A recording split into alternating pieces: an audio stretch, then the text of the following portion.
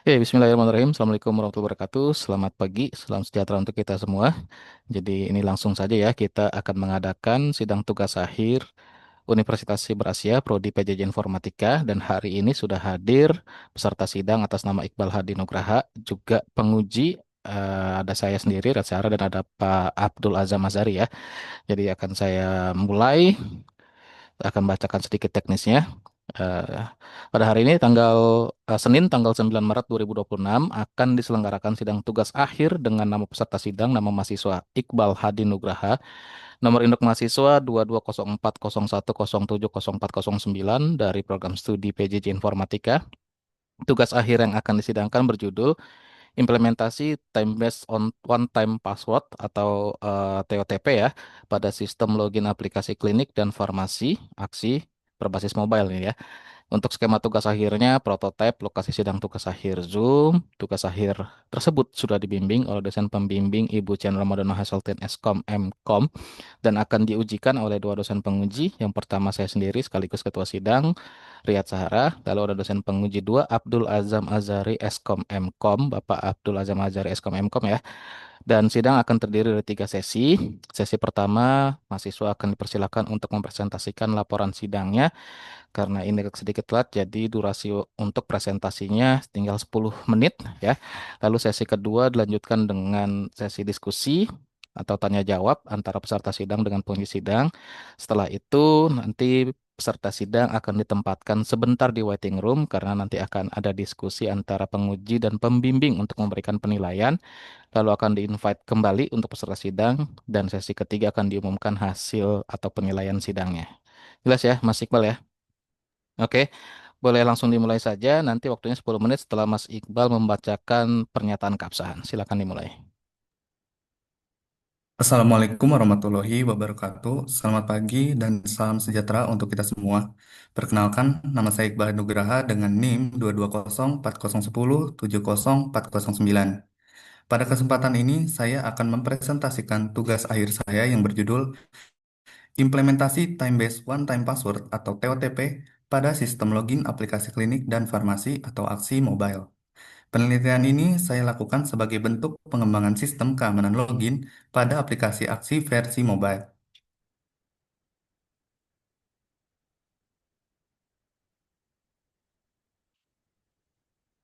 Untuk lembar keabsahannya, pernyataan keabsahan. Saya yang bertanda tangan di bawah ini atas nama Iqbal Hadinugraha dengan NIM 2204010704009, judul tugas akhir, implementasi Time-Based One-Time Password atau TOTP pada sistem login aplikasi klinik dan farmasi atau aksi mobile. Yang pertama, tugas akhir disusun secara ilmiah yang memenuhi aspek originalitas, valid, dan dapat dipertanggungjawabkan. Yang kedua, tugas akhir disusun tidak menggunakan generatif AI untuk pembantuan penulisan kalimat atau paragraf ataupun bab. Data yang digunakan dalam penelitian adalah data yang bersumber pada penerapan metode usulan atau dari sumber ilmiah lain atau dari instansi yang berizin secara resmi. Jika di kemudian hari ditemukan hal-hal yang melanggar ketentuan penyusunan tugas akhir, saya siap bersedia dan menerima sanksi akademik dari Universitas Cyber Asia. Demikian pernyataan ini saya buat Jakarta 5 Maret 2026, tertanda Iqbal Hadi Nugraha.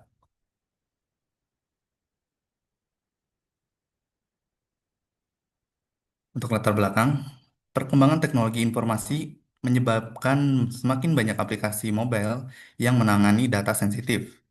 Dalam konteks penelitian ini, aplikasi aksi menangani data rekam medis pasien, transaksi farmasi, dan informasi pribadi pengguna.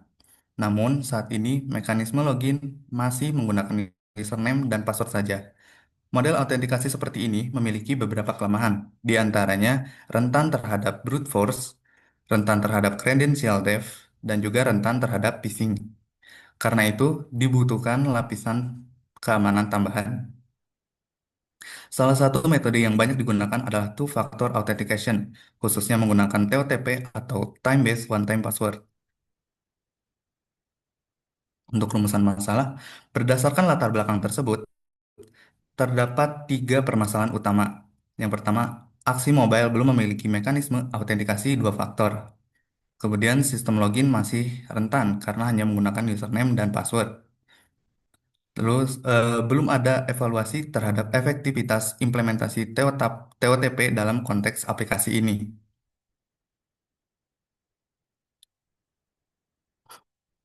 Kemudian penelitian ini menggunakan pendekatan kuantitatif dengan metode eksperimen. Tahapannya meliputi perancangan sistem autentikasi berbasis TOTP, kemudian implementasi prototipe aplikasi mobile, pengujian sistem menggunakan metode black box, analisa hasil pengujian. Output dari penelitian ini adalah prototype sebagai proof of concept. Lalu untuk implementasi sistem, implementasi dilakukan dengan mengintegrasikan modul TOTP ke dalam aplikasi aksi mobile. Teknologi yang digunakan yaitu React Native untuk pengembangan mobile, lalu Node.js untuk backend, lalu library OTP-lib untuk implementasi algoritma TOTP, dan juga React Native QR Code SVG untuk generative QR Code. Alur autentikasi menjadi dua tahap. Yang pertama, verifikasi username dan password, kemudian verifikasi kode OTP berbasis waktu. Dengan demikian, sistem berubah dari single factor authentication menjadi two factor authentication.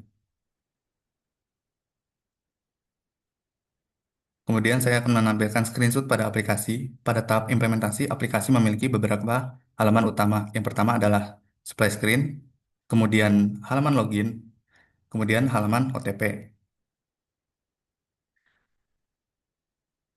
Lalu halaman QR code untuk aktivasi dan juga halaman utama setelah login berhasil.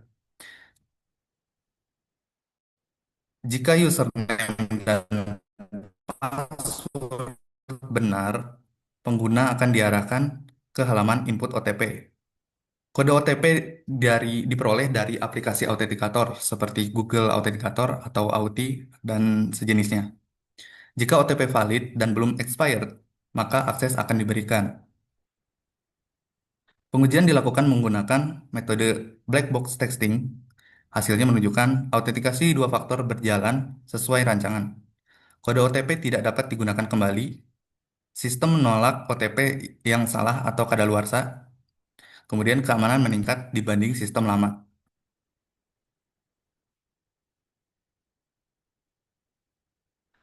Untuk tabel hasil pengujian, pengujian dilakukan sebanyak 50 kali. 20 kali OTP valid, 100% berhasil. 20 kali OTP salah, 100% ditolak. 10 kali OTP expired, 100% ditolak. Ini menunjukkan sistem mampu memvalidasi OTP secara akurat.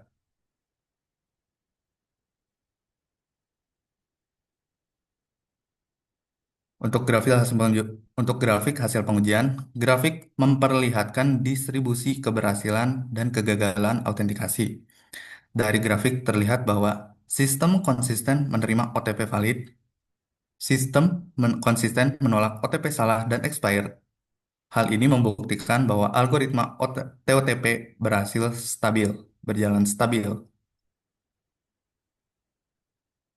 Berdasarkan hasil implementasi dan pengujian, dapat disimpulkan metode TOTP berhasil diimplementasikan pada sistem login aksi mobile. Integrasi TOTP meningkatkan karakteristik keamanan sistem, prototipe berjalan stabil dan efektif sebagai proof of concept.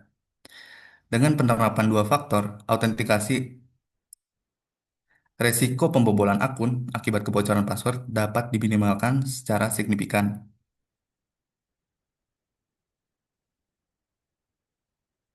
Kemudian saya akan melakukan demo untuk sistem login aplikasi.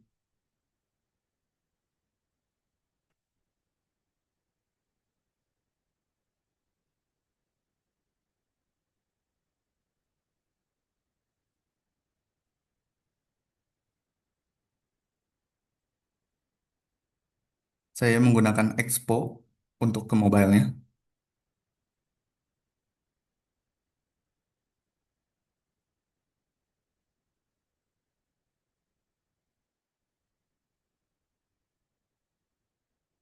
Splash screen muncul, halaman login muncul. Di sini saya akan memberikan kredensial yang salah untuk pertama kali sebagai pembuktian bahwa aplikasi sesuai penelitian. Password salah.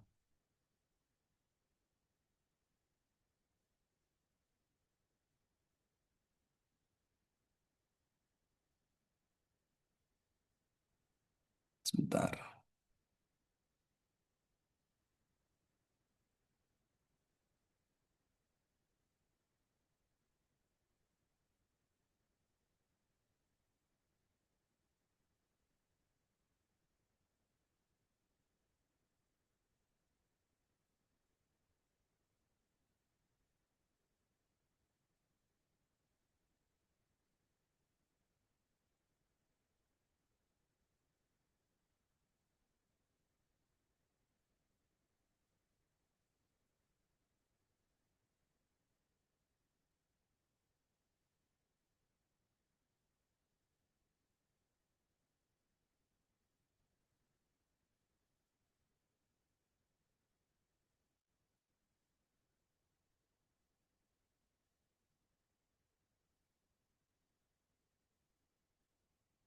Oke, sudah terlihat bahwa OTP berhasil.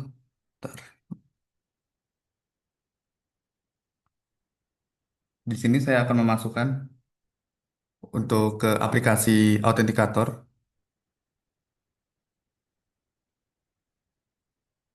Belum terlihat ya. Ini aplikasi autentikator bisa apa saja. Saya akan mendaftarkan dengan QR code.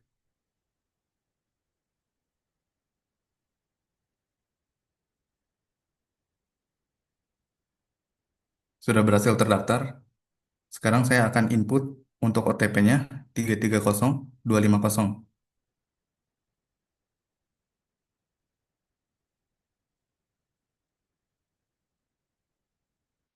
Berhasil masuk ke aplikasi. Kelihatan itu.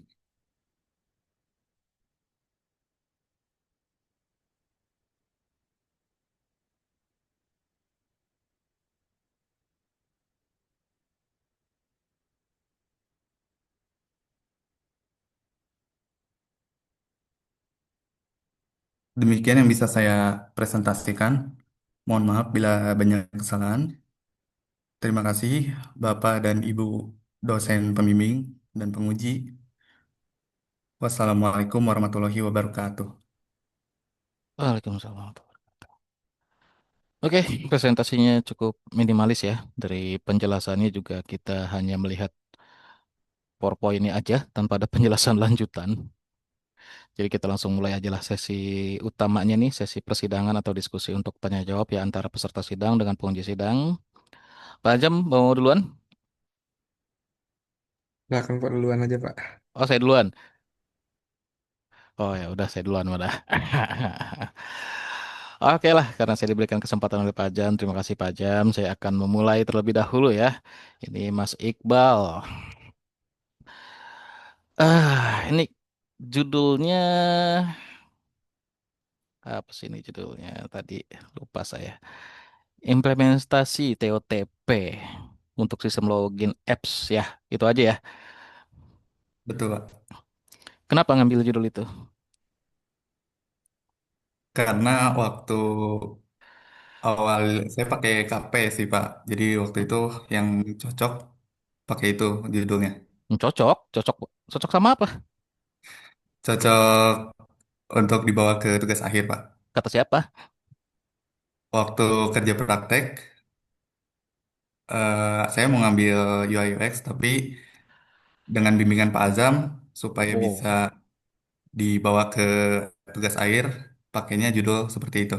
Oke, nanti kita klarifikasi ke Pak Azam ya. Saya sih husnuzon dengan Pak Azam, ya bisa, tapi mungkin dikembangkan ya. Nggak langsung, ini kayaknya dari KP langsung lempar ke TA, dirubah layout atau formatnya doang ya. Iya, Pak. Iya, iya. Nggak ada analisa apapun yang dilakukan. Apa analisa yang dilakukan Mas Iqbal? Ada tambahan dikit sih, Pak. Apa tuh tambahannya? tambahan aplikasinya udah sebelumnya aplikasinya hanya berupa prototipe saja sih Pak. Oh, Cuma tapi sekarang udah diperhalus lagi. tapi kan fokus utamanya implementasi si autentikasi ini, bukan di Iya, apps-nya. iya. Nah, maksud saya tambahannya apa nih Analisa di juga ah apa analisa juga ditajemin Pak. analistik yang ditajemin, Analisa. Iya, sebelumnya yang kayak di bagian mana? di apa kegagalannya, kegagalan juga prosesnya Kegagalan. gitu. Kegagalannya kan disengaja. Ya, oleh human user itu ya kan human factor kegagalannya, bukan karena algoritmanya atau modelnya yang gagal. Misalkan udah bener autentikasinya nih, misalkan 1 6 kali dimasukin Ya, tapi nggak berhasil. Nah, itu tuh karena si modelnya, logiknya, algoritmanya. Nah, ini kan kegagalan yang disengaja oleh manusia itu kan. Disalahin iya, passwordnya atau disalahin kode apa OTP-nya atau dari si apps authenticator-nya, si third party apps-nya gitu kan. iya. Nah, itu kan kegagalan yang harusnya nggak usah dianalisa. Ya Baik kayak Pak. misalkan gini, ada pertanyaan 1 tambah 1 sama dengan isinya berapa? Kalau kalian atau kamu jawab 2, maka benar. Tapi kalau kamu jawab 3, maka salah. Nah, kayak misalkan Mas Iqbal jawab 3, isinya benar atau salah? Salah Pak. Ya pasti salah, karena udah ditentukan seperti itu. Salahnya salah sendiri apa salah karena apps-nya, modelnya, algoritmanya, atau logiknya? Yang salah kan karena human error-nya kan? Human faktornya yang salah. Kalau dari modelnya atau logiknya, algoritmanya nggak ada yang salah kan? Kecuali Mas Iqbal Ya, tadi 1 tambah 1 harusnya kan jawabannya 2 yang benar. Mas Iqbal udah jawab 2 tapi salah. Nah itu harus dianalisa. Kenapa bisa salah? ya Pak. Jadi Atas apa? arahan Bucian sih dari KP bisa tinggal ganti format aja ke format TA gitu Bu. Gitu Pak. Ya itu kan Dari kalau arahan. formattingnya, layoutnya. Tapi isi kontennya kan nggak gitu. Kan skupnya lebih besar TA. Tugas akhir itu. Apalagi yang Mas Iqbal lakukan ini kalau Mas sebelum menentukan judulnya udah explore dulu nggak? Udah banyak belum sih yang ngambil? Minimal kayak searching Sebelumnya dulu di Google atau Google Scholar. Enggak ya? udah Pak. Udah yakin. Yakin Pak.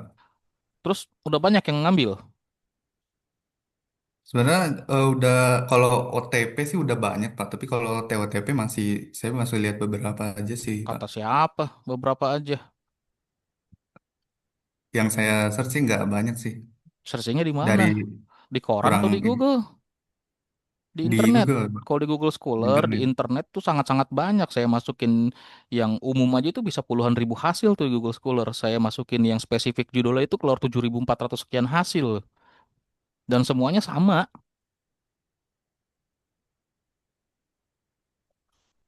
Mungkin saya yang kurang ini Pak Ya nyari. kurang, emang sangat-sangat kurang gitu. Apalagi kalau misalkan nggak ada perbedaan dengan penelitian yang lainnya. Baik Pak. Ya nggak baik begitu sih sebenarnya. Jadi itu kalau baik Pak mungkin oke dengar revisi atau review dari penguji. Tapi yang nggak baik-baiknya adalah kita melihat jadi tidak layak untuk penelitiannya, untuk tugas akhir ya. Apalagi dengan kalau misalkan Mas Iqbal lihat ya, bedanya TA-nya Mas Iqbal dengan tutorial implementasi TOTP ini apa? Apa bedanya? Dengan tutorial untuk implementasi TOTP atau pakai authenticator kayak Google Authenticator, Microsoft Authenticator atau Authenticator yang lainnya, apa bedanya? Kalau saya nggak ada bedanya sama tutorial yang ada di web yang sangat banyak sekali.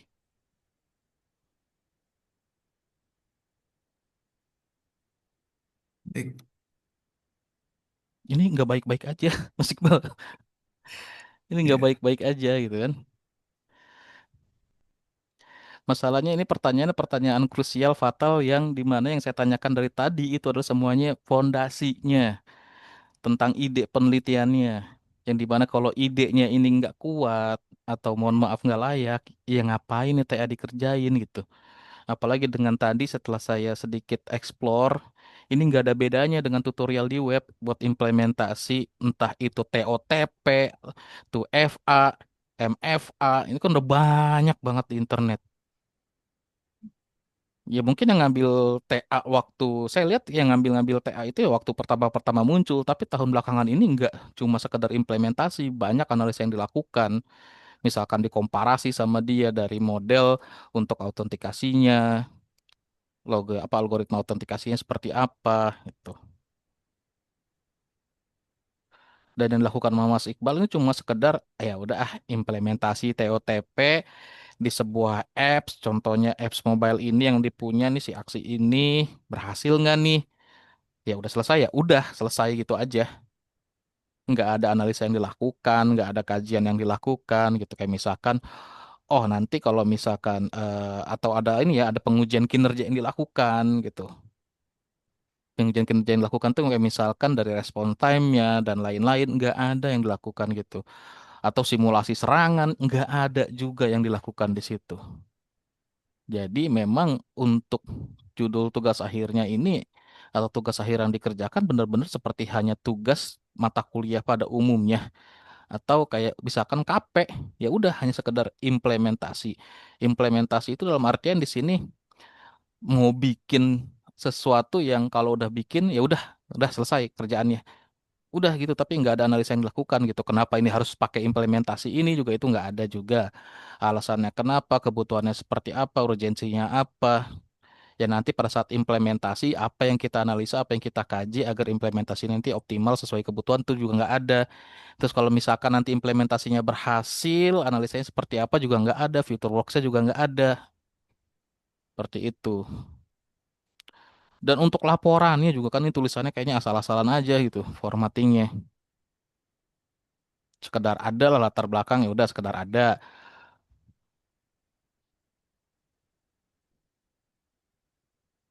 Ini kan kayak formatting-formatting gitu ya di tulisan. Untuk satu dua rumusan masalah pakai hanya simbol strip aja, nggak numbering gitu kan tulisannya nih banyak banget. Hanya simbol-simbol strip atau dash kayak gini ya.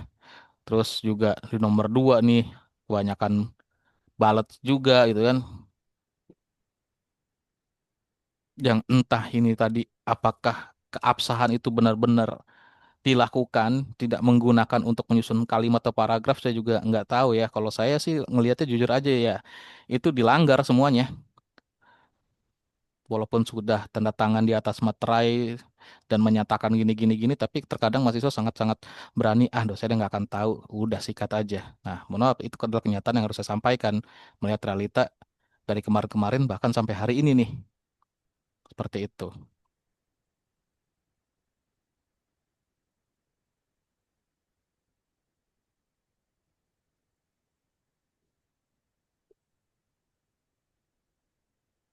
Ya, Pak. Oh. Dan untuk daftar pustaka juga kan memang kebanyakan dari artikel web ya. Artikel web tuh ada satu, dua,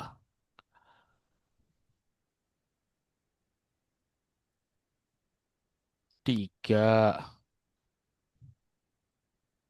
empat, lima dari 10 ya. Udah 30% ya. Padahal kalau nggak salah dulu disosialisasikan maksimal itu untuk referensi 20% referensi lainnya di luar yang 80% tuh harus artikel atau paper dari jurnal gitu. Terus dari jurnalnya juga ini berapa jurnal yang Mas Iqbal baca? Artikel Jurnalnya jurnal yang dibaca, iya.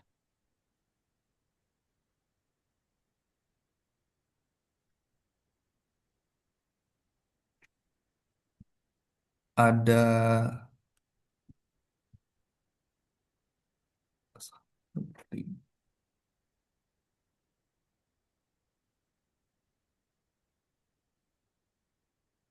ada 10 sih Pak, kalau nggak salah. Dibaca semua nggak? Nggak sampai lengkap sih, sebagian saja.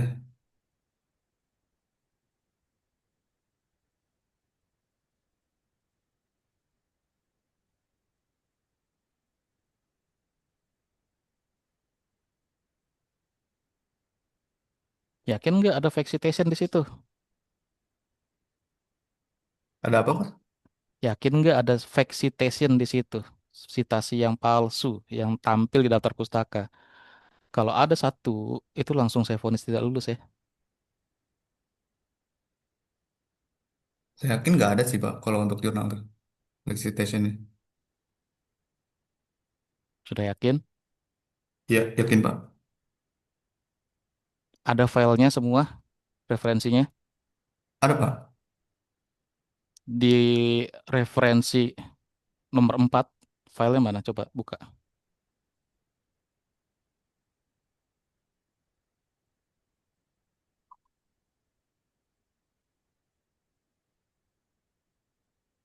Ada di laptop kantor sih, Pak. Bukan di laptop yang ini, Pak. Oke, share screen browsernya. Cari referensi nomor 4. Share screen dulu browsernya di sini, di Zoom-nya. Baik, Pak. Kenapa resource itu ditaruh di perangkat yang berbeda? Dan kenapa alasan-alasan yang nggak make sense untuk kita orang yang bergerak di bidang atau ada di bidang ilmu komputer, saya nggak megang filenya, padahal cloud banyak banget, drive ada, email ada. Jangan selalu bikin alasan seperti itu. Baik, Pak. Copy aja dari laporannya judulnya, terus searching di situ. Dibuka laporan TA-nya. Cari Siapa? daftar pustaka nomor 4.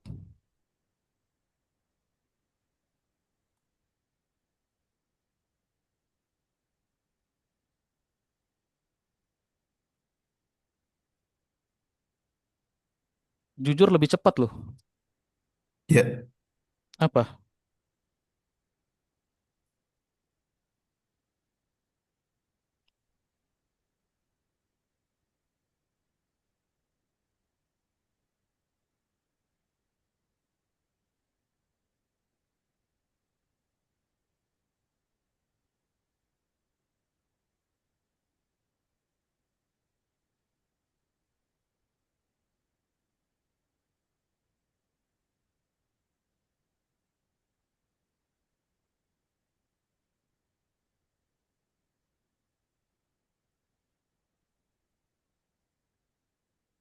ini, Pak.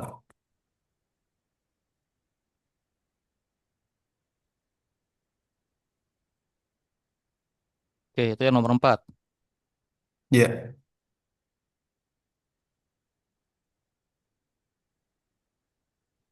Nomor 5.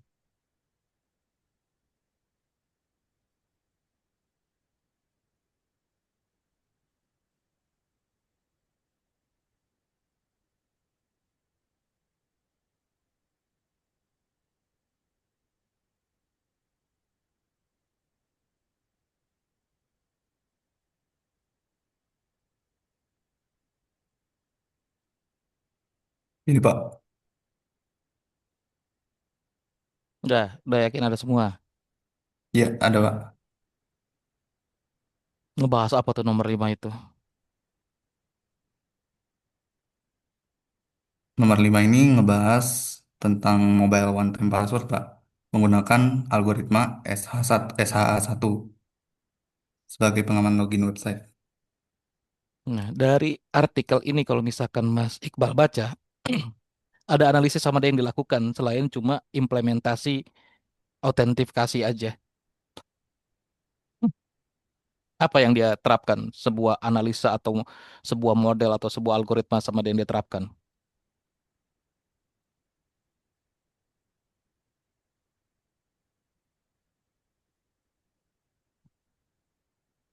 Algoritma TOTP, Pak. Algoritma TOTP-nya, algoritma TOTP-nya sih, Pak, yang di ini. Hmm? Dia pakai TOTP atau OTP aja. Kan TOTP OTP. sama OTP beda. Oh iya, OTP, Pak. Factor authentication ya, Pak. OTP itu cuma one time password. Si two factor authentication kan 2FA. Ya, tuh FA. Apa bedanya emang OTP sama 2FA? OTP itu cuman sekali aja, Pak. Kalau Oh, untuk FA iya. itu, ya, untuk FA itu apa pengamanan tambahan, Pak? Dua Nah, kali aplikasi. iya. Yang mana yang bagian dari yang mana? OTP bagian dari 2FA atau 2FA bagian dari OTP?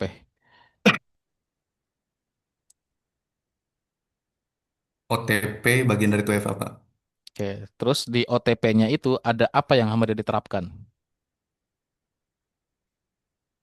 Dari apa, Pak? Dari OTP-nya? Dari OTP yang ada di artikel ini, apa yang Ya, dia terapkan lagi? OTP-nya ke mobile, Pak. Dia pakai algoritma SSH lagi, Iya, ya kan? Oh, iya, iya, iyalah bisa saya bacain ya, iya. Salah satu bidang dari kriptografi, enkripsi, si SHA-1 sama dia di embed di OTP-nya. Jadi OTP-nya yang lebih aman. Ada analisa tambahan, ada model tambahan sama dia yang dimasukkan. Nah, Mas Iqbal apa yang dilakukan?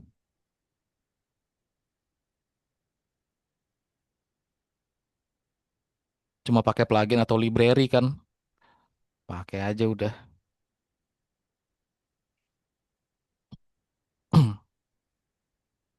Nggak ada hal lain yang dilakukan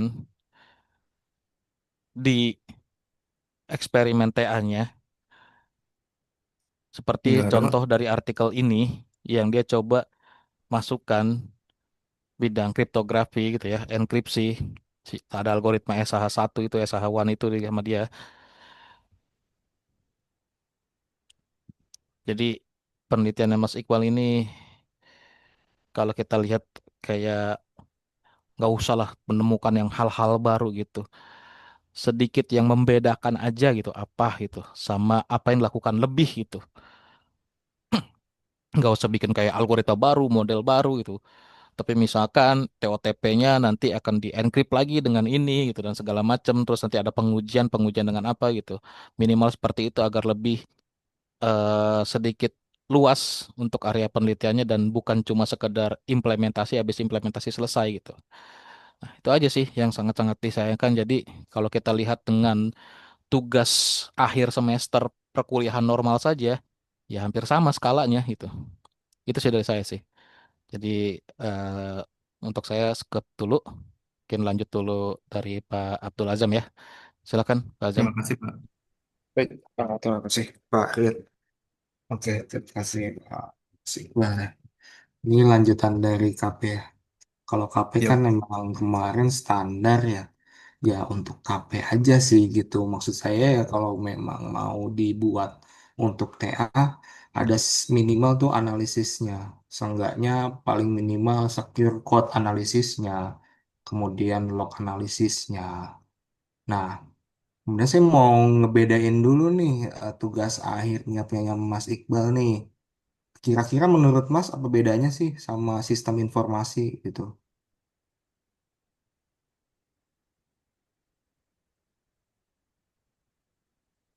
Beda dengan sistem informasi itu ada TOTP-nya yang terkait dengan networking, sih, Pak. TOTP terkait dengan networking. Tapi kan itu cuma plugin aja kalau di laporan. SI juga bisa bikin kayak gitu aja gitu.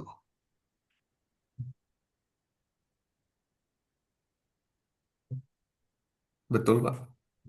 Jadi kalau informatika tuh seharusnya seperti apa sih dalam membuat laporannya?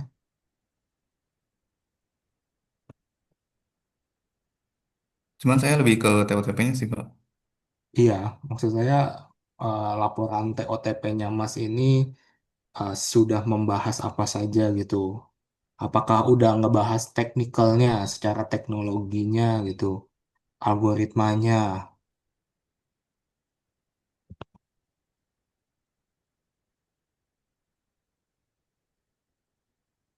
Udah dibahas sedikit sih, Pak.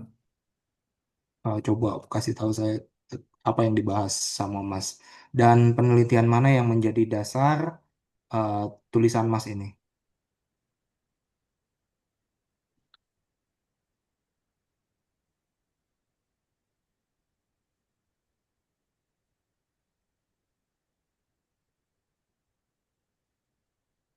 Studi kasus Studi kasus waktu KP, Pak. Enggak, maksud saya penelitian mana yang menjadi dasar penelitian ini Mas buat gitu kan. Karena kan harus sebenarnya kan kita S1 itu kan cuma implementasi ya. Dan Iya. implementasi itu harusnya udah ada menjadi rujukan itu penelitian lain yang sudah dibuat oleh peneliti lain yang terus kita coba bikin ulang. Nah, itu kira-kira penelitian mana sih yang menjadi dasar penelitian Mas ini, Mas Iqbal ini?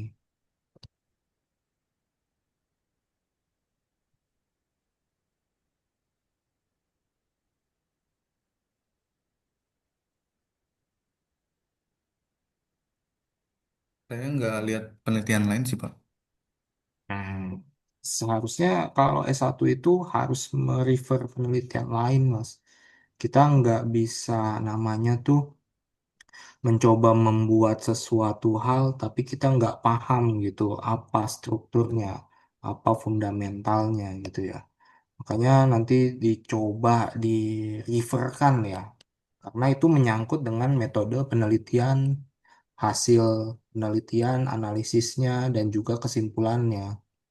Apakah yang Mas buat ini berdasarkan penelitian yang sebelumnya itu hasilnya sesuai atau justru malah berbeda? Nah, itulah yang menjadi eh, tugas akhir Mas sebenarnya gitu. Makanya kita sebagai informatika perlu tahu dulu. Jangan sampai kita cuma menemukan judul, terus kita melihat bertanya di AI, oh ini bagus, tapi kita nggak paham secara fundamental struktur code-nya dan lain-lain terkait dengan apa yang mau kita bahas gitu ya. Nah, sedangkan kalau tadi ya saya coba baca sih di TOTP. Ini kan kita ngomongin time one password yang menggunakan waktu lah ya. Iya. Nah, di sini saya nggak menemukan tuh ketika waktunya habis, TOTP-nya nggak dijelasin gimana. Apakah diulang atau eh, dihapus TOTP-nya atau gimana. Nah, itu nggak dibahas dijelas ya di sini ya.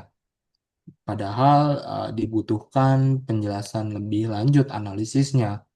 Kalau nanti TOTP-nya sudah habis, itu akan dihapuskah TOTP yang lama sehingga orang lain tuh tidak bisa menggunakannya? Karena kalau di informatika tentunya itu akan menjadi vulnerability.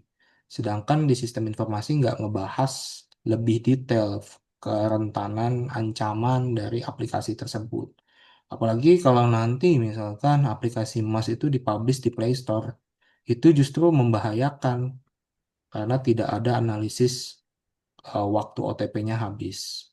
Lalu di situ Oh, juga saya menemukan belum ada verifikasi ketika kita membuat TOTP, verifikasinya gimana nih? Nanti itu akan menyangkut dengan lupa OTP-nya gitu. Berarti kan orang tersebut nggak akan bisa login, kemudian nggak akan bisa ngeriset juga karena nggak ada data untuk verifikasinya. Nah, itu yang integritas datanya tuh juga nggak dibahas di sini. Jadi kalau kita ngomongin informatika, tentunya kita harus selalu mengingat ya confidentiality, integrity, dan availability. Jadi confidentiality itu ya gimana caranya kita mengamankan suatu datanya, mengamankan akun, yaitu kan sudah Mas buat nih, ibaratnya itu kan udah iya. dibuat. Tapi Mas nggak ngejelasin nih apa yang diamankan. Kemudian di integritinya tuh ngomongin lebih detail terkait dengan apa yang mau diamankan, integritas datanya gimana. Apakah ketika nanti login ini bisa di reset OTP-nya dan kira-kira ketika di reset itu apakah orang ini benar-benar orang yang memiliki akunnya itu juga perlu dipastikan gitu. Nah, itu makanya kalau untuk KP sebenarnya ini cukup, tapi kalau untuk TA kita harus memiliki pandangan yang luas ya ke depannya gitu. Dan ya yang paling penting itu TOTP karena kan ini ngebahas waktu time.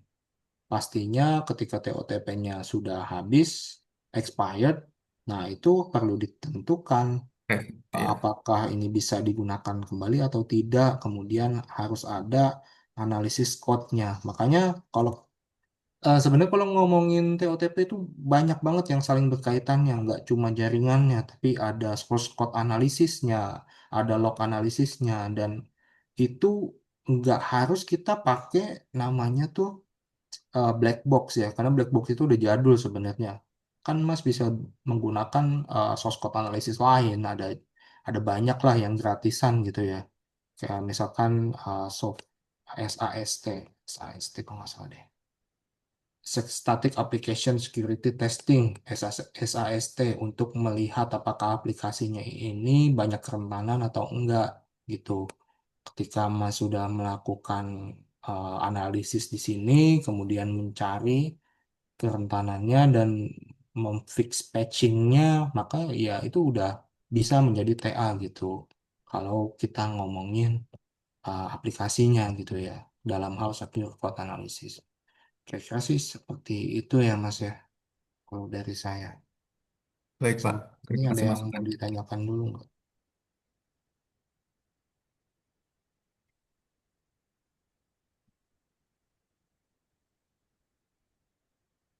Sudah jelas atau ada yang ingin ditanyakan Mas?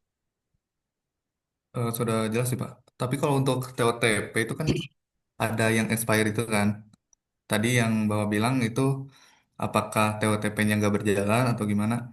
Kalau TOTP saya udah masukin kalau dia expired dia nggak akan bisa masuk. Jadi tulisannya kalau kalau OTP salah atau kadaluarsa dia nggak akan bisa masuk gitu Pak.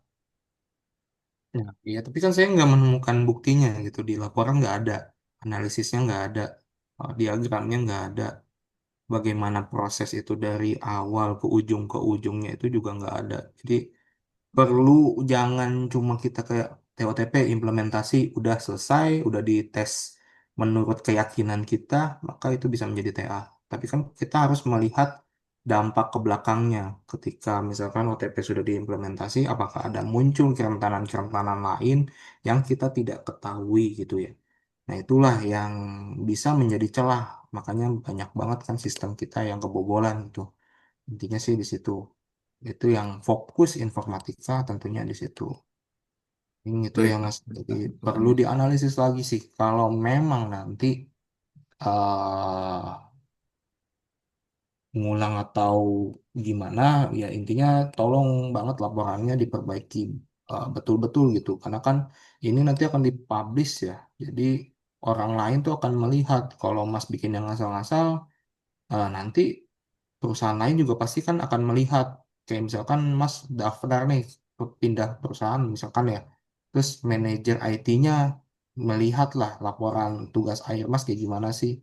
Nah, ketika dia melihat ternyata kan nggak, apa nih kok laporannya kayak gini doang gitu, nanti yang ada justru malah mempersulit Mas untuk pindah. Jadi intinya sih seperti itu. Makanya kalau kita sebagai dosen ya inginnya teman-teman mahasiswa tuh maksimal sih dalam hal revisi, kemudian dalam hal pembelajaran gitu ya Mas. Baik Pak. Terima kasih masukannya. Oke, Pak Riyad saya kembalian. Terima kasih. Ya, sudah Pak Adam. Singkat sekali ya. Pak Jam ini memang baik hati sekali ya. Jadi arahannya sangat luar biasa ini. Nah, Mas Iqbal sendiri tadi untuk revisi-revisinya sudah dicatat belum? Sudah Pak. Sudah, yakin ya, karena itu nanti kita enggak, Ya, kalau misalkan Mas saja menghubungi kita, penguji, terus menanyakan, izin gini, gini, gini, yang kemarin masukannya apa lagi, kita nggak akan jawab ya, karena kan kita sudah sampaikan di sini yang harusnya sudah dicatat. Paling kita validasi aja apakah apa yang jadi review kita, masukan, pertanyaan, atau apa yang harus ditambahkan, apakah sudah dikerjakan atau belum, seperti itu. baik Terutama Pak. ini masalah formatting, Mas Iqbal tolong perhatikan ya formattingnya ya. Ini banyak banget bullets-nya gitu ya, simbol-simbol yang harusnya bisa pakai numbering atau ya alfabet numbering gitu atau numbering yang number gitu ya. Itu coba dirubah ya di apa draft laporannya yang harusnya bukan draft lagi kalau dikumpulkan atau disidangkan. Sedangkan di sini juga banyak yang belum dilengkapi kayak lembar ini masih kosong, daftar isi masih kosong. Itu yang kita baca loh dari apa yang Mas Iqbal upload itu. Ya, Gitu. kalau untuk daftar isi itu nunggu ini sih katanya. Ah, nunggu ini selesai ya. Jangan nunggu ini selesai, harus dilengkapi semua. Nggak boleh begitu. Baik, Ya kalau misalkan baik, saya mau tegas sesuai aturan, ya laporannya belum selesai, ya jangan sidang gitu. Atau sidang kita langsung hentikan saja. Sidang ulang aja gitu. Itu loh, baik. dipanisnya loh. Harusnya ya, kalau misalkan kita taat aturan segala macam, karena ya belum selesai kok dikumpulkan ke kita. Ya nanti kita balikin lagi, selesaiin dulu, ntar baru kita sidang ulang. Seperti itu aja ya. Oke, kita sidang ulang saja. Seperti itu keputusannya, karena dari statementnya aja Mas Iqbal kan belum selesai kan? Enggak, udah selesai sih, Pak. Apa yang udah selesai yang dikumpulkan ke kita? Orang daftar isinya aja masih kosong. Yang lembar harus ditandatanganin kita nggak nerima. Oh, lembar lembar udah ditandatangani, Pak. Di mana? Di kita nggak ada di laporan Di yang di Mas Iqbal upload mana? di, di kertas. Saya nggak bicara apa yang Mas Iqbal pegang. Saya bicara apa yang Mas Iqbal serahkan untuk kita periksa atau kita cek. Oh, iya, baik, Pak. Seperti itu tuh. Jadi tolong diperhatikan, kita sama-sama saling menghargai, kita saling saling respect dan tidak mendiskreditkan atau kalau saya bicara yang hal yang paling gampang menggampangkan, ah gampang lah nanti di sidang bilang oh baik Pak saya lengkapi, oh baik Pak saya perbaiki, oh baik Pak di saya sudah selesai nanti saya update, nggak gitu. Di dunia real juga kita nggak bisa kalau bicara ke atasan kita, rekan kerja kita atau klien kita saat kerja, kok ini belum selesai kan udah harusnya implementasi hari ini, oh baik nanti saya selesaikan sebentar lagi, pecat resikonya atau apapun lah punishment yang ada di pekerjaan, atau kliennya kabur batalin kontrak dengan alasan yang melanggar kontrak adalah kitanya bukan dia gitu, karena kita yang melanggar kontrak duluan batalin dan kita nanti akan kena denda sanksi segala macam, nggak gitu gitu. Kebiasaan seperti itu tuh nggak dipupuk dari sekarang gitu ya. Siap, Pak. Oke, untuk sebentar Mas Iqbal saya tempatkan di waiting room, nanti akan di-invite lagi jangan kemana-mana karena kami akan berdiskusi masalah penilaiannya. Ditunggu Baik, sebentar di Pak. waiting room ya. Terima kasih.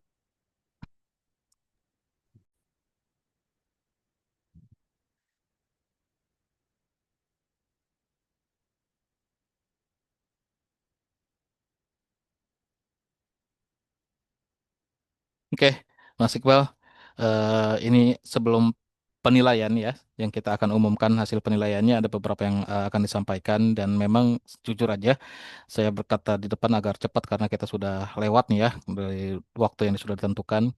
Ada beberapa revisi mayor yang nanti harus, ini revisinya mayor loh bukan minor, harus dilakukan sama Mas Iqbal. Gitu ya. Yang pertama mungkin akan disampaikan Pak Azam karena saya agak lupa satu hal. Jadi Pak Azam tolong duluan silakan Pak Azam. Oke, baik. Terima kasih, Pak Syahid. Jadi untuk revisi mayor ya terutama di aplikasi ya, Mas ya. Di aplikasi dan juga laporan, di mana aplikasinya jangan seperti itu aja, tapi dibahas terkait dengan teknikalnya, kemudian algoritma pemrogramannya. Lalu juga tadi yang masukan-masukan yang saya berikan, di mana penelitian apa yang menjadi dasarnya, metodenya yang itu menjadi metode dasarnya, kemudian kalau lupa TOTP gimana, kalau nggak ada verifikasinya itu gimana, kemudian waktu habis TOTP seperti apa. Dan juga di log analisis dan secure code analisis, jangan di black box testing ya. Itu saya harapkan sih jangan pakai black box, tapi di secure code analisis silakan cari menggunakan tools lain gitu dan lakukan perbaikan kalau masih di secure code analisisnya masih banyak vulnerable berarti belum selesai. Intinya seperti itu. Saya kembalikan, Pak. Ya, oke, Baik, Pak. terima kasih Pak Ajam. Jadi intinya mungkin kalau Pak Ajam ingin untuk testing ini nggak pakai black box tapi metode yang lain ya. Kalau misalkan kayak secure code itu mungkin Mas Iqbal saya bantu dikit bisa coba explore white box sama grey box ya. Grey box sih Siap. lebih saya lebih prefer grey box sih karena apa yang sudah dikerjakan di black box-nya nanti bisa dikombin dengan white box yang tadi untuk analitik atau testing code-nya Pak Ajam sampaikan jadi lebih proper untuk testingnya. Terus dari saya itu formatnya itu harus dirapikan dan tambahan aja challenge ya karena nanti akan kita umumkan hasilnya yang terbaik, tapi hasil terbaik ini harus bisa di apa ya, harus bisa dipatenkan oleh Mas Iqbal sendiri karena kalau nanti hasil perbaikannya tidak ya kita akan anulir gitu. Saya mau coba untuk lebih perdalam lagi, mungkin ini lanjutan dari apa yang sudah disampaikan Pak Ajam ya mengenai apa teknik algoritma untuk implementasi situ apa TOTP-nya sendiri. Kalau misal Mas Iqbal gitu ya, mengikuti salah satu penelitian yang sudah dikerjakan dan sudah dipublish di artikel yang tadi, contohnya yang dia menggunakan ada algoritma enkripsinya, bisa nggak dibahas algoritma enkripsinya untuk TOTP-nya? Karena kalau TOTP cuma dikirim aja plain text gitu, ya sama aja bohong. Di internet tuh kan lintas jaringan tuh mau dicegah di tengah jalan tuh gampang. Bisa, Pak? Oke ya, itu aja sih dari saya. Ya. Oke, kita langsung ke pengumuman hasilnya.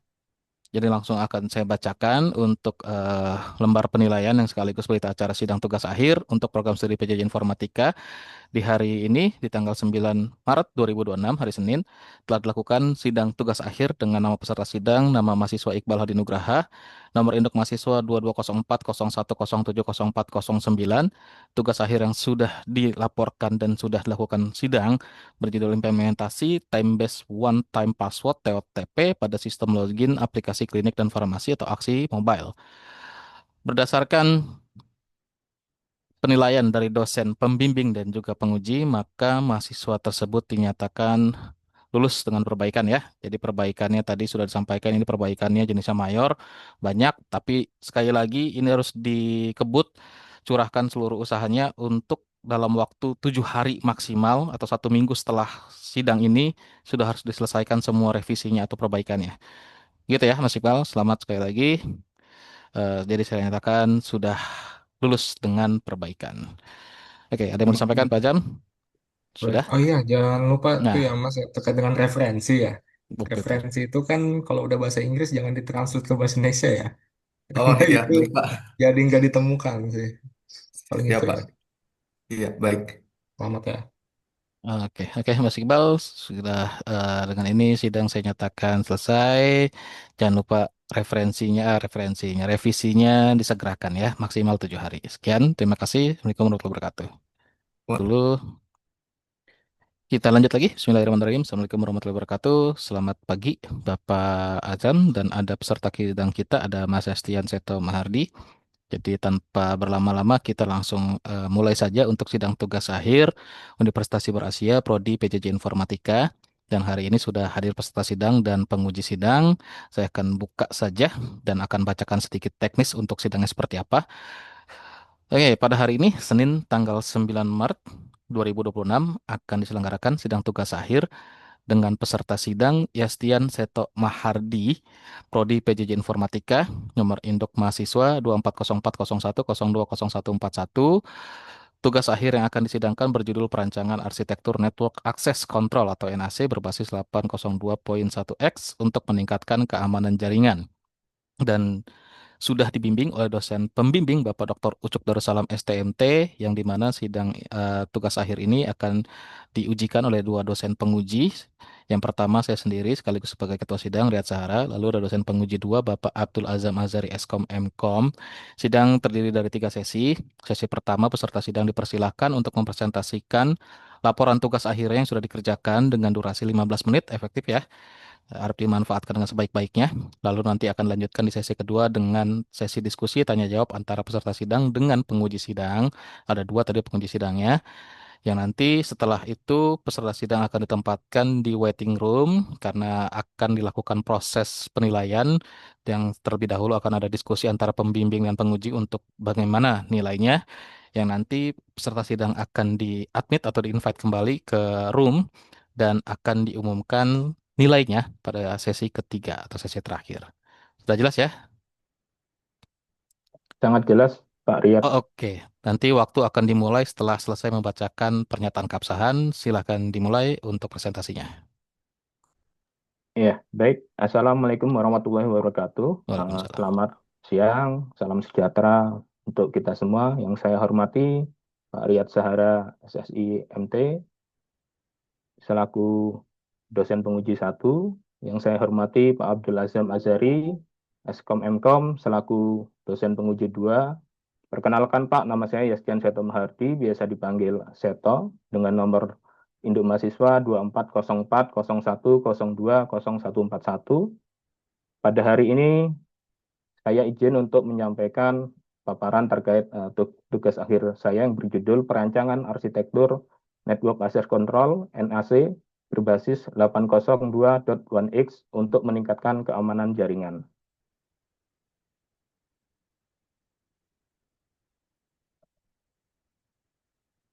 Baik, eh, pernyataan keabsahan.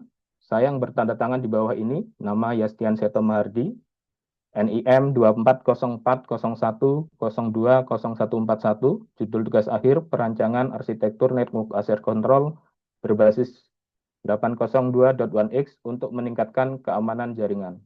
Tugas akhir ini disusun secara ilmiah yang memenuhi aspek originalitas, valid, dan dapat dipertanggungjawabkan. Tugas akhir disusun tidak menggunakan generatif AI untuk perbantuan penulisan kalimat atau paragraf atau bab. Data yang digunakan dalam penelitian adalah data yang bersumber pada penerapan metode usulan atau dari sumber ilmiah lain atau dari instansi yang berizin secara resmi. Jika di kemudian hari ditemukan hal-hal yang melanggar ketentuan penyusunan tugas akhir, saya siap bersedia dan menerima sanksi akademik dari Universitas Siber Asia. Demikian pernyataan ini saya buat, Jakarta, 28 Februari 2026. Yastian Seto Mahardi. Izin Pak, apa bisa lanjut Pak? Ya, silakan langsung lanjut. Sudah dimulai waktunya. Ya, baik. Untuk pertama, target bab 1, pendahuluan. Latar belakang yang melatar belakangi perancangan network access control ini adalah yang pertama, jaringan tradisional memungkinkan perangkat terhubung tanpa verifikasi identitas. Di era digital saat ini, kebutuhan akan konektivitas sangat tinggi, namun jaringan tradisional memiliki kelemahan mendasar. Salah satunya perangkat dapat mengakses jaringan hanya dengan mencolokkan kabel atau terhubung dengan Wi-Fi. Kemudian, rentan terhadap rogue device, spoofing, dan akses tidak sah. Kemudian, network access control, NAC konvensional, berbasis MAC filtering memiliki banyak kelemahan. Dan kemudian dibutuhkan mekanisme autentikasi dan segmentasi jaringan yang lebih aman. Untuk rumusan masalahnya adalah sebagai berikut. Yang pertama, NAC konvensional masih mengandalkan kontrol akses statik, dalam hal ini MAC filtering tanpa autentikasi ketat. Yang kedua, belum mampu melakukan segmentasi dinamis berdasarkan identitas dan peran pengguna. Kemudian, belum mendukung lingkungan BYOD atau Bring Your Own Device dengan baik, meningkatkan risiko keamanan. Kemudian, belum mengintegrasikan identifikasi perangkat dan verifikasi kepatuhan keamanan. Selanjutnya, untuk tujuan penelitian adalah sebagai berikut. Yang pertama, merancang arsitektur NAC berbasis 802.1x untuk kontrol akses jaringan. Yang berikutnya adalah menerapkan autentikasi terpusat menggunakan radius pada switch dan access point. Yang berikutnya adalah mengimplementasikan profiling dan posturing sebagai mekanisme kontrol keamanan perangkat. Dan yang terakhir adalah mendukung keamanan jaringan pada skenario BYOD melalui segmentasi berbasis identitas. Untuk manfaat penelitiannya adalah memperkuat keamanan jaringan melalui autentikasi, segmentasi dinamis, dan verifikasi perangkat.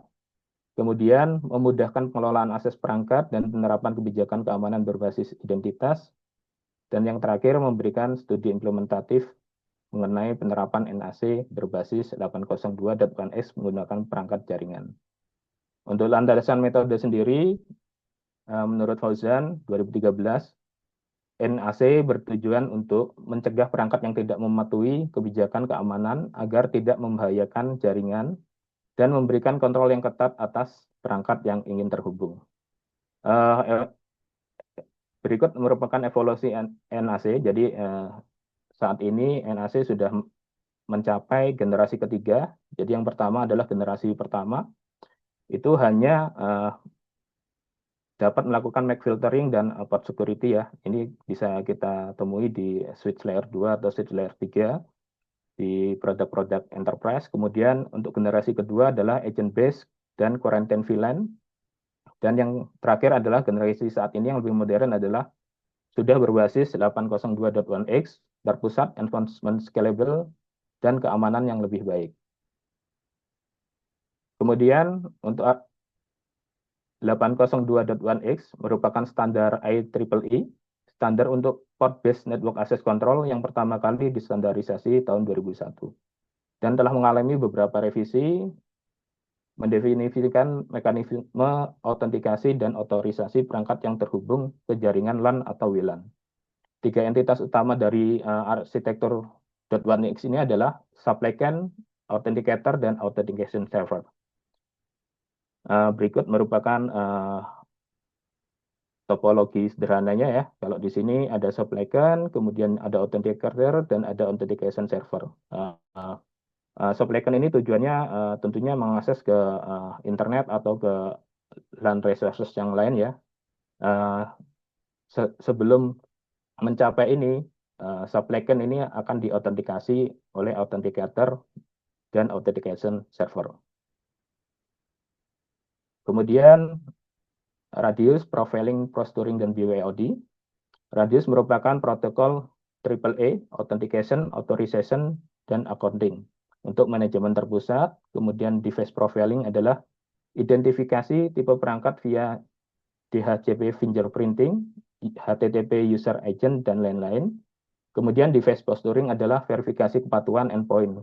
Misalnya, apakah untuk pengecekan apakah antivirus itu diinstal, apakah antivirus itu aktif, kemudian apakah firewall pada operating system itu enable atau disable, kemudian terkait patch terakhir. Dan yang terakhir, BWOD merupakan tantangan keamanan karena perangkat pribadi dolar kendali IT. Jadi memang pasca COVID atau pada zaman COVID dan pasca COVID, perangkat BWOD ini menjadi isu utama dalam keamanan jaringan ya di suatu organisasi atau perusahaan. Kemudian integrasi komponen dalam arsitektur NAC modern.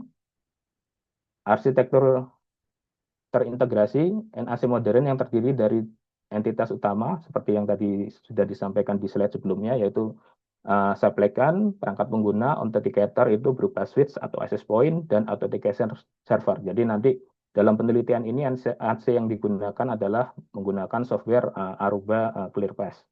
ClearPass berperan sebagai pusat kebijakan yang terintegrasi dengan profiling engine untuk identifikasi perangkat dan posturing untuk pemeriksaan kepatuhan. Kemudian mengirimkan atribut otorisasi seperti VLAN dan access list ke authenticator. Jadi kalau di sini kita lihat, di sini ada endpoint atau supplicant, kemudian ada network device yang berfungsi sebagai authenticator, dan ada authentication server, central policy server, dan policy management console. Ini ketiga entitas ini merupakan bagian dari Aruba ClearPass yang akan digunakan dalam penelitian. Kemudian untuk metode penelitiannya sendiri meliputi tahapan seperti analisa kebutuhan, jadi kebutuhan autentikasi pengguna apa saja yang diperlukan, kemudian kebutuhan segmentasi, dan kebutuhan pengolahan akses untuk perangkat BWOD. Kemudian desain arsitektur yang dirancang mengacu pada standar 80.1x Port-based network access control yang terdiri dari supplicant, authenticator, dan authentication server. Dan yang terakhir adalah implementasi sistem. Dan yang berikutnya adalah pengujian dan evaluasi. Selanjutnya masuk ke bab 3, implementasi dan metode usulan. Di sini saya memetakan user ya, berdasarkan grouping. Jadi ada grup administrator, kemudian ada sub posture, staff unposture, BWD user, dan guest atau tamu. Di sini kita bagi tipe perangkatnya, kemudian ada kebutuhan akses sesuai dengan kebijakan yang ada di suatu organisasi, kemudian ada level keamanannya. Kemudian setelah melakukan grouping berdasarkan user, tentunya untuk dari sisi networknya adalah merencanakan virtual LAN-nya ya. Jadi di sini ada 7 VLAN, ada VLAN 22 yaitu admin network, ini bisa full akses ke semua resource. Kemudian ada VLAN 24 itu untuk LAN karyawan, VLAN 26, VLAN 28. Jadi VLAN 26 ini adalah WiFi staff posture nanti yang akan banyak dibahas. Kemudian VLAN 28 WiFi staff unposture. Ini merupakan WiFi yang tidak memenuhi posturing ya yang ada. Kemudian ada VLAN 30 untuk BWOD, VLAN 100 untuk Guest, dan VLAN 99 ini sebenarnya VLAN untuk manajemen ya, itu untuk manajemen trunkingnya. Kemudian arsitektur sistem usulan. Jadi di sini ada supplicant atau klien, kemudian ada authenticator berupa switch atau access point, dan di sini saya menggunakan perangkat mikrotik. Kemudian ada authentication server, dan policy servernya di sini menggunakan Aruba ClearPass. Dan kemudian juga ada authenticator untuk di sisi switch layer 3-nya. Kemudian alur onboarding dan remediasi. Jadi yang pertama, perangkat terhubung ke SSID atau ke port yang terkonfigurasi atau terhubung ke 802.1x, kemudian melakukan autentikasi .1x, kemudian ClearPass melakukan profiling dan policy lookup. Kemudian di sini terjadi enforcement profil awal ya. Jadi di awal itu device yang ada connect ke WiFi untuk stop on board akan dikasih VLAN 28 ya. Kemudian pengguna membuka browser, redirect ke halaman onboarding, kemudian melakukan instalasi software agent namanya OnGuard, ClearPass OnGuard Agent. Kemudian agent melakukan pemeriksaan postur. Nah, di sini misalnya ada antivirus, firewall, dan patching terakhir, update patch terakhir. Kemudian laporan postur dikirim ke ClearPass. Kemudian di sini ClearPass mengirim ke radius COE ke mikrotik jika healthy. Jadi maksudnya healthy itu memenuhi postur yang ada atau memenuhi kebijakan yang telah ditetapkan, itu masuk ke VLAN 26 dengan akses penuh intranet. Kemudian jika non-complement akan tetap di VLAN 28 dengan notifikasi remediasi. Kemudian yang terakhir, mikrotik menerima COE, VLAN berubah, akses sesuai kebijakan. Kemudian untuk topologi implementasi seperti ini. Jadi topologi implementasi dirancang dengan komponen sebagai berikut. Jadi di sini ada ClearPass server ya. Di sini ini nanti diinstal secara virtual pada server fisik. Kemudian ada switch mikrotik 1 core, jadi di sini, dan ada mikrotik CRS juga di sini. Kemudian ada access point mikrotik 1 unit, dan ada endpoint pengujian 8 perangkat pengujian terdiri dari 5 laptop atau desktop berbasis Windows dan 3 laptop berbasis macOS. Kemudian untuk metrik evaluasi,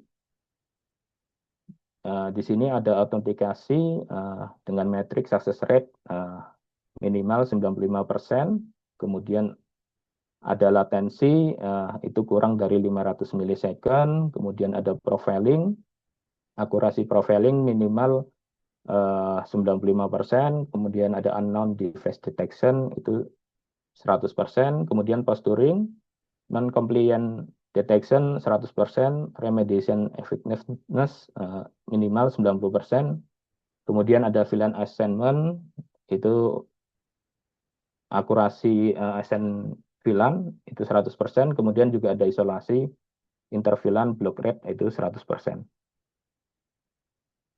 Untuk hasil dan analisisnya, hasil autentikasi 802.1x yang pertama autentikasinya dari 4 kelompok, administrator, staf postur, staf on postur, dan BWOD user. Di sini hampir nyaris 100% ya, kecuali memang ada satu kegagalan di BWD user. Jadi pengujian autentikasi dilakukan 20 kali, hasilnya success rate keseluruhan 95%, dan latensi rata-rata 279 milisecond memenuhi target. Satu kegagalan terjadi pada kelompok BWD karena kesalahan konfigurasi supplicant kelompok dengan perangkat korporat mencapai 100%. Jadi memang di sini ada kesalahan konfigurasi pada instalasi OnGuard-nya. Kemudian di sini profiling perangkat juga pembacaan profil perangkat mencapai 100%. Semua perangkat berhasil diidentifikasi dengan benar, perangkat tak dikenal juga langsung diarahkan ke VLAN 100 atau ke QoS. Kemudian hasil posturing dan 1 remediasi. menit lagi ya. Ya, baik Pak. Saya izin untuk ringkasan pencapaian targetnya Pak. Secara umum, hampir semua metrik tercapai, autentikasi, profiling, posturing, dan isolasi berhasil dengan sangat baik. Dua metrik yang perlu ditingkatkan adalah remediasi karena hanya mencapai 83,3% karena kendala hak akses. Akurasi VLAN 95,8% karena adanya case pada radius. Pembahasan hasil keberhasilannya arsitektur .1x, NAC.1x select diimplementasikan, integrasi profiling posturing dalam satu platform, menyederhanakan manajemen, kemudian dynamic VLAN assessment mendukung mobilitas pengguna, kemudian isolasi zero trust berhasil diterapkan. Kemudian tantangannya, satu perangkat gagal instalasi on guard karena hak akses terbatas, kemudian cache radius menyebabkan VLAN assignment salah sesaat, kemudian pengguna mengabaikan notifikasi remediasi. Solusinya melakukan sosialisasi ke user jika nanti diterapkan, kemudian ada bantuan dari helpdesk, kemudian mungkin ada notifikasi, pemberisihan case secara rutin, session time out dibuat lebih pendek.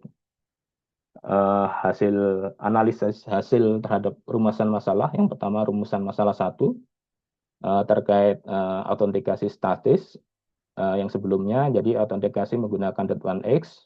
Kemudian untuk rumusan masalah 2, segmentasi jaringan statis per port. VLAN dikonfigurasi manual per port tidak bisa beradaptasi dengan mobilitas pengguna. Setelah implementasi di sini karena menggunakan NAC modern yaitu Aruba Clear Plus sudah memiliki fitur Dynamic VLAN Assignment, itu sudah bisa melakukan assignment berdasarkan identitas. Kemudian rumusan masalah ketiga yaitu belum mendukung lingkungan BWOD. Ya, sebelumnya semua perangkat diberlakukan sama, perangkat pribadi bisa mengakses jaringan internal, VLAN khusus BWOD dan QoS dengan isolasi 100% dari jaringan internal. Rumusan masalah 4 belum ada profiling dan posturing. Tentunya di sini profiling dan posturing sudah bisa diimplementasikan. Kesimpulannya, NAC 802.1x plus radius menggantikan kontrol akses statis dengan autentikasi ketat. Dynamic VLAN Assignment memungkinkan segmentasi otomatis berbasis identitas. Kemudian adalah yang ketiga adalah profiling dan posturing mengidentifikasi tipe perangkat dan memverifikasi kepatuhan perangkat tidak dikenal dan atau tidak patuh diisolasi. Kemudian sistem mendukung keamanan BWOD dengan kebijakan berbeda dan isolasi tegas. Kemudian kinerjanya stabil ya, bisa dilihat dari hasil metrik yang ada. Kemudian yang terakhir peningkatan signifikan dalam aspek keamanan dibandingkan dengan jaringan konvensional.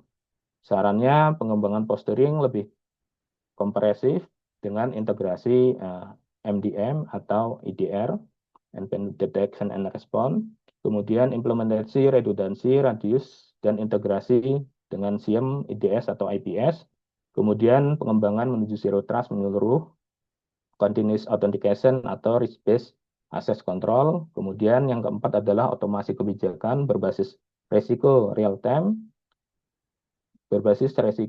real time. Baik, Pak Riyad dan Pak Azam, demikian penyampaian dari saya, Pak. Mohon maaf jika memang masih banyak kurangnya. Mungkin bisa dilanjutkan ke sesi diskusi. Mohon masukan, arahan, dan kritiknya, Pak. Terima kasih. Oke, terima kasih. Ini sudah cukup baik ya untuk presentasinya dan laporannya juga rapi walaupun ada beberapa yang memang agak janggal gitu ya. Kita langsung mulai saja untuk sesi persidangannya nih ya. Pak Azam mau duluan? Oke, ya, Pak. Oh, saya lagi. Oke, siapa aja. Oke, terima kasih Pak Jam. Jadi saya terlebih dahulu ya untuk Mas Seto. Oke, ini Mas Seto termasuk salah satu mahasiswa yang konversi ya. Jadi alih Iya, betul, jenjang Pak. gitu, alih jenjang, transfer. sekarang masuk ke semester keempat sudah TA. Oke, luar biasa. Dan prodi sebelumnya juga relate ya dengan informatika, komputer dan sistem informasi dari UGM. Harusnya tidak terlalu sulit ya untuk menyesuaikan di informatika Unsia ya. Iya, insya Allah, Pak. Oke, ya ini sudah dibuktikan dengan bisa maju sidang hari ini. Yang pertama dari TA-nya yang sudah dikerjakan ya. Saya sih sebenarnya kalau untuk judul atau idenya sudah no comment ya. Oke, sudah bagus. Cuma memang saya butuh penjelasan alasan kenapa Mas Seto ini ambil tema atau judul TA tersebut. Gimana tuh? Iya, Pak. Jadi memang kenapa saya ambil judul ini adalah karena memang eh, menurut data atau survei ya, Pak. Jadi memang kelemahan dari keamanan siber itu ada di sisi user ya atau sisi people. Itu mungkin kalau di persentase bisa 70% Pak kalau berdasarkan data. Eh, dari sisi user itu memang jadi memang sekarang penyerang kalau saya lihat ya itu tidak menyerang dari atas Pak. Jadi misalnya kita punya sistem aplikasi dia nggak akan menyerang dari atas tapi mereka akan menyerang dari sisi user. Jadi dari sisi pertama mungkin kredensial di akunnya, kemudian kelemahan di sisi endpoint yang digunakan seperti laptop ataupun desktop PC. Uh, jadi kalau kita lihat kejadian yang ada memang malah bermula dari people-nya dari bawah. Uh, jadi memang kalau kebocoran data ya sangat banyak sekali ya kejadian kebocoran data ya. Kebocoran data biasanya memang itu ada cobaan dari user mungkin sering menyimpan password di sisi browser dan ketika browsernya itu tidak update patch-nya itu akan menjadi vulnerability ya, jadi semacam kerentanan sehingga kalau tidak ada pengamanan dari sisi antivirus atau EDR atau software pengaman yang lain tentunya akan sangat bahaya di situ. Nah, kemudian juga yang berikutnya adalah user kebanyakan memang perlu kita pantau secara administrator aktivitasnya supaya mungkin dengan NAC ini kita bisa menerapkan session time-nya ya. Kita bikin ketika user connect itu uh, kita beri batas waktu. Jangan sampai user itu istilahnya apa ya? Kalau bahasa Jawanya itu mancer komputer berhari-hari ya. Karena kalau hal itu terjadi itu sangat bahaya ya. Makanya diperlukan apa namanya suatu pengamanan khusus untuk autentikasi menggunakan uh, menggunakan NAC berbasis 802.1x. Nah, terus yang kemudian yang sering saya temui adalah user memang agak susah tuh kalau kita suruh install software-software tersebut ya. Agak susah. Nah, gimana caranya supaya user itu mau menginstal adalah dengan menerapkan sistem NAC ini. Jadi kalau user tidak menginstal agent NAC atau kita tidak menerapkan NAC, maka user tidak akan masuk ke jaringan internal yang ada di suatu organisasi atau perusahaan. Kemudian juga yang terakhir terkait BWOD ya, karena sekarang marak user yang membawa perangkat pribadinya untuk dikonekkan ke jaringan kantor ya. Mungkin karena ya memang sekarang kebutuhannya seperti itu. Jadi mungkin ada perusahaan atau kantor yang memang menyediakan satu device saja ya. Ternyata user itu bisa rapat dalam satu waktu banyak banyak sesi rapat gitu ya dalam satu waktu sehingga mengharuskan mereka membawa user device. Nah, kalau device itu tidak kita lindungi dengan software security, kita tidak lindungi dengan NAC, itu sangat rawan terjadinya penyusupan dari sisi endpoint yang ada di user. Mungkin itu Pak, jawaban saya Pak. Oke, good. Tadi kan bicaranya dari survei, analisis data gitu ya, yang harusnya kan itu bisa kita munculkan di dalam latar belakang ya. Tapi ternyata di latar belakangnya ini tidak ada referensi yang dipakai ini. Jadi sepertinya seluruh statement atau apa yang dituliskan ya berasal dari pola atau pemikiran sendiri nih, konsep sendiri nih.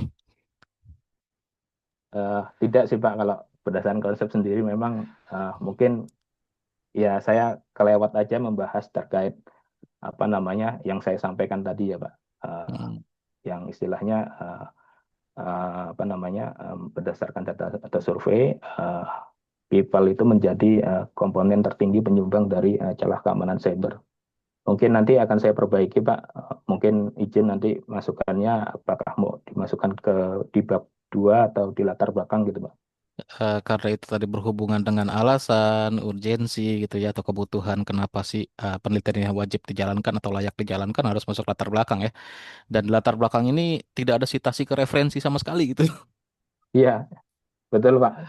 Karena referensinya Wah, izin saya masukkan di tinjauan pustaka atau di bab 2 landasan itu saja Pak. ini Ya. kan banyak-banyak apa ya, di latar belakang ini kan banyak statement informasi ya, yang artinya based on data, hasil kita ngolah data, hasil analisis kita, baca-baca referensi, literatur, harus dimasukkan di latar belakang ya. Iya. Baik Pak, akan saya Gitu. perbaiki Pak. Kayak misalkan kan ya salah satu contohnya misal gitu ya yang metode 802.1x ini yang banyak dipakai gitu untuk verifikasi identitas ini pakai server ini kan kita biasanya tuh mengkaji atau dapat informasi tersebut dari satu sumber atau beberapa sumber ya kita wajib cantumkan di mana atau apa sumbernya dengan kita mensitasi sumber-sumber referensi tersebut gitu sih. Oke, lanjut. Ini memang fokusnya atau lingkupnya ini ke lingkungan BYOD ya. Bukan BWOD saja Pak, jadi Hmm, perangkat device apa namanya device yang disediakan oleh organisasi juga mm-mm. masuk dalam lingkup Pak. Eh, Oke, karena kan kita juga harus memastikan bahwa apakah perangkat antivirus itu enable atau running atau tidak Pak. Karena di oke. sini NAC yang saya teliti ini bisa sampai sejauh itu, jadi bisa mengecek Mm-mm. bahwa misalnya antivirus itu running atau tidak, seperti itu Pak. Ya oke, intinya karena memang belum ada NAC-nya kita nggak bisa ngecek, tapi begitu dimasukkan arsitektur NAC modern kita bisa coba untuk ngecek semuanya ya. Iya betul Pak. Dan untuk si NAC modernnya ini, profilingnya ini autentikasi sama otoritas NAC-nya dengan Aruba ya. Iya Pak, Aruba ClearPass Pak. Aruba ClearPass. Ini license atau no license ini Aruba ini? Sebenarnya berbayar Pak untuk Aruba ini. Oh, Ya, cuma ini yang saya uji pakai hmm? trial Pak. Jadi Oh, pakai trial. ya pakai trial 3 bulan Pak. Tapi fitur yang premiumnya atau yang berlicense itu ada di trialnya ya? Karena kalau misalkan enggak kan ini kayaknya authentication server polisi dan lain-lain nggak jalan ya yang di versi trial atau free jalan nggak? Jalan Pak, jalan. Oh jalan, oke. Iya, Saya belum ekspor lagi sih. Kalau jalan ya berarti yang dilakukan sudah benar atau sesuai gitu ya. Karena kalau nggak jalan atau nggak sesuai kan harusnya ya tidak valid ini laporannya. iya betul Pak. Terus untuk rancangan implementasi dan topologi fisiknya ya. Eh router yang dipakai satu ya? Iya Pak, pakai router mikrotik, pakai router mikrotik Pak. Betul Pak. Dan TCP. di situ Aruba aja di embed di situ di router itu. Ya sejajar Pak. Jadi nanti Hmm, jadi ada router sendiri Aruba. hmm, Aruba itu diinstal di VM Pak. Jadi nanti ada iya. server atau komputer yang di dalamnya ada VM yang diinstalkan Aruba ClearPass ini Pak. Oke.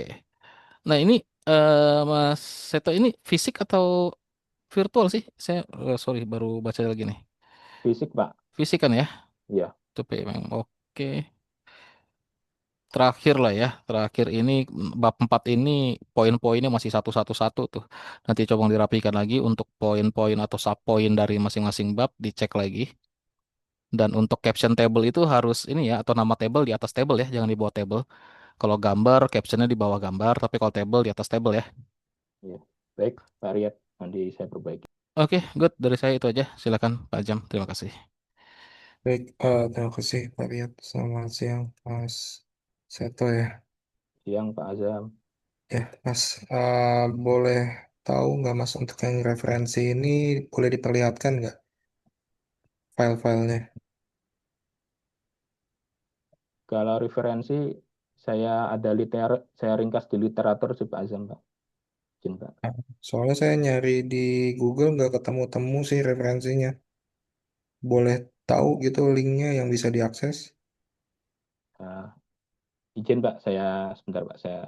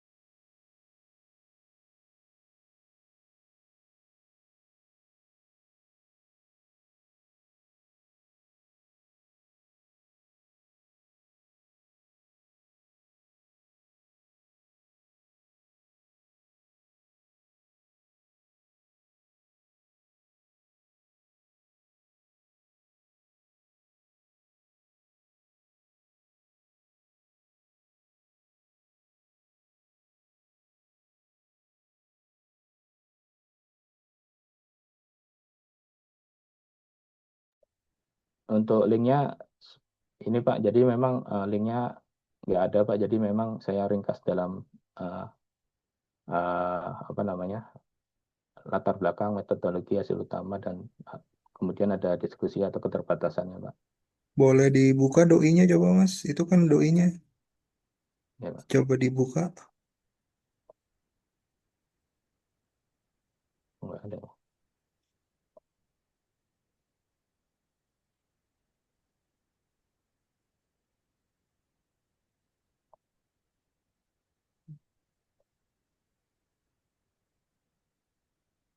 Oh iya nggak ada ini Pak. Coba cari judul penelitiannya.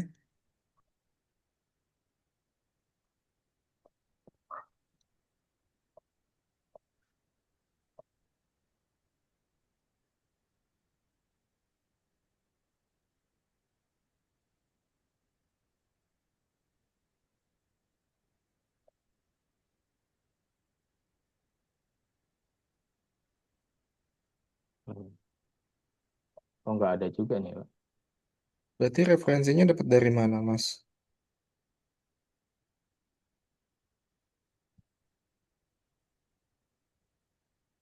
Iya kemarin, aduh saya juga agak lupa referensinya dari mana Pak. Oke, itu satu. Kemudian kira-kira dari penelitian Mas, penelitian mana yang menjadi dasar? Karena kan S1 itu kan implementasi ya, berarti kan harus ada rujukan metode penelitiannya ya. Iya Pak. Penelitian mana yang menjadi dasar sebagai metode penelitian?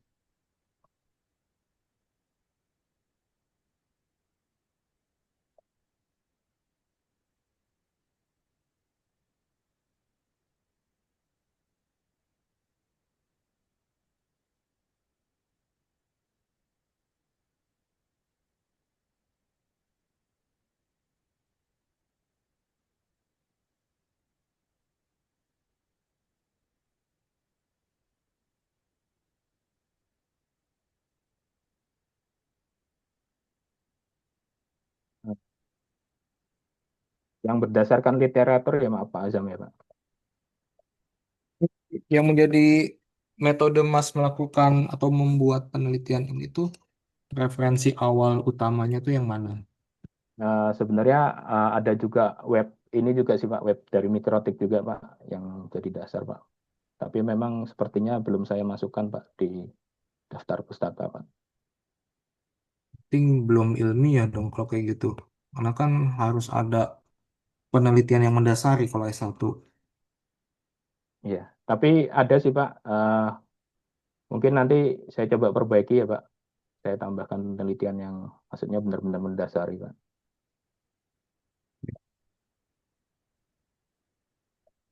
Lu kalau tulisan sih oke ya, cuma referensinya sih yang nggak saya temuin gitu. Ini saya coba sedikit kasih saran ya Mas ya. Karena Iya, ini Pak. kan tugas akhir ya. Kalau misalkan Mas nanti eh, lulus nih, kemudian dosen, bukan saya ya, bukan saya ngecek atau bukan Pak Riyad yang ngecek laporan ini, kemudian dipublish di websitenya Unsia, maka otomatis eh, Mas sendiri tuh nanti punya kemungkinan change untuk diambil sarjananya ketika lulus. Karena kan semua orang bisa melihat, bisa mengakses laporan ya.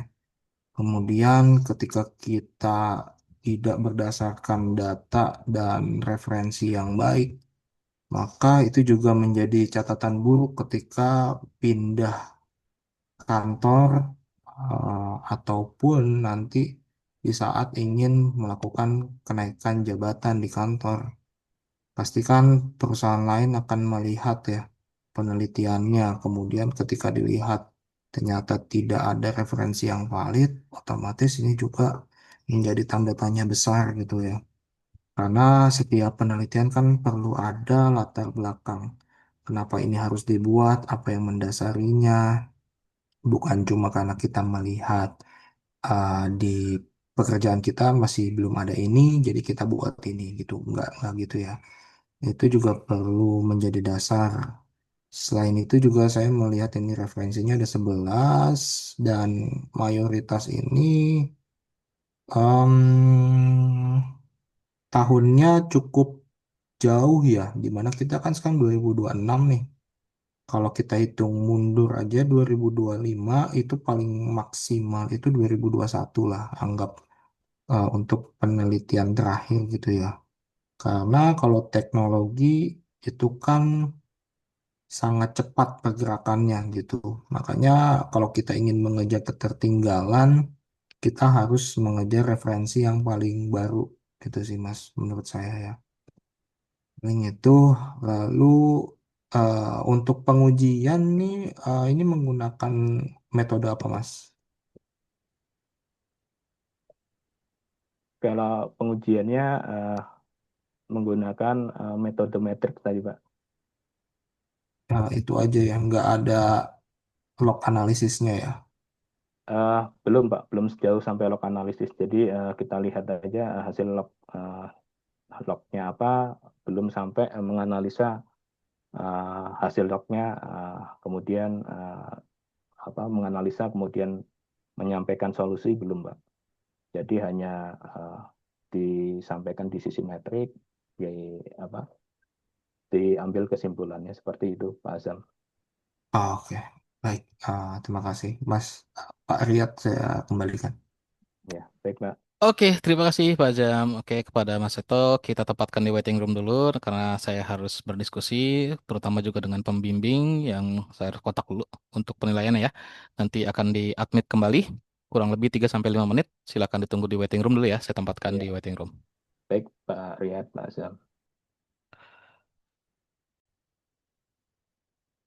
Oke, kita lanjut ke sesi terakhir, yaitu sesi pengumuman penilaian hasil sidang yang sudah dilakukan atas peserta sidang Yastian Seto Mahardi dengan judul tugas akhir yang sudah disampaikan laporannya, yaitu berjudul Perancangan Arsitektur Network Access Control (NAC) berbasis 802.1x untuk meningkatkan keamanan jaringan. Sidang tersebut sudah dilakukan pengujian oleh dua dosen penguji, yaitu saya sendiri dan ada Pak Azam juga. Dan berdasarkan penilaian dari dosen pembimbing serta penguji, karena ada beberapa revisi mayor ya yang harus dirapikan dan itu tidak bisa menjadi revisi biasa, artinya harus dilakukan perbaikan secara menyeluruh terkait referensi, sitasi, serta penyusunan kalimat dan paragraf, maka dengan ini dinyatakan mahasiswa tersebut atas nama Yastian Seto Mahardi dinyatakan tidak lulus harus menjalani sidang ulang yang secepatnya harus dijadwalkan kembali, dan itu semua tergantung dari usaha peserta sidang atau yang bersangkutan untuk segera menyelesaikan revisi mayornya dan mendaftar sidang kembali. Oke, itu aja yang bisa saya sampaikan. Jadi harap diperhatikan untuk durasi pendaftaran sidang ulang itu tidak lama karena harus bisa dilaksanakan di semester ini. Jika terlambat atau masa semester sekarang sudah habis, maka harus extend di semester berikutnya. Dan sidang ulang tersebut juga terjadi karena ada beberapa perbaikan mayor ya, terutama mencakup atau bersangkutan dengan referensi dan juga penulisan ya. Itu saja yang bisa saya sampaikan. Harap diperhatikan kepada peserta sidang. Dengan ini saya nyatakan sidang ditutup. Terima kasih. Assalamualaikum warahmatullahi wabarakatuh.